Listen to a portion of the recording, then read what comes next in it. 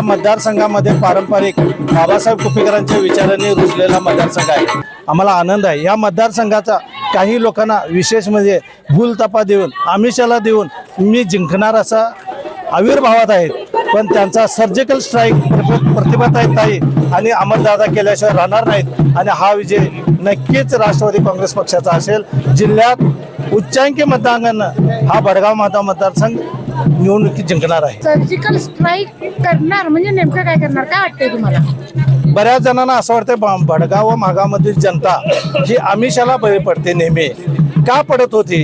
कारण काही सुज्ञ मतदार हे पारंपरिक विरोधक घरातच विरोध निर्माण झाल्यामुळं ही शांत अवस्थेत होती, पण सुज्ञ मतदार हे एकी झालेले, पवारापासून कुपेकरापासून चव्हाणापर्यंत सर्व एक झालेत आणि हा लोंढा जो कारवा चाललाय हा विजयापर्यंत गेलेला आहे। ह्या विजयाला कोणाला ज्योतिषाला बोलवून साक्ष द्यायची मला काही गरज नाही। ह्या भागातील विजय हा उच्चांकानं कोल्हापूर जिल्ह्यामध्ये भडगाव मागाव जास्तीत जास्त मतानं हे उमेदवार विजय होणार आहेत। शेतकऱ्याचा उमेदवार अमर चव्हाण आहे, गोरगरिबांचा उमेदवार आपली प्रतिभाताई आहे। एखाद्या गरिबाचं ऑपरेशन देखील मोफत केलेले हे चव्हाण कुटुंब आहे। अनेकांच्या शिक्षणामध्ये मदत केलेले चव्हाण कुटुंबीय आहेत।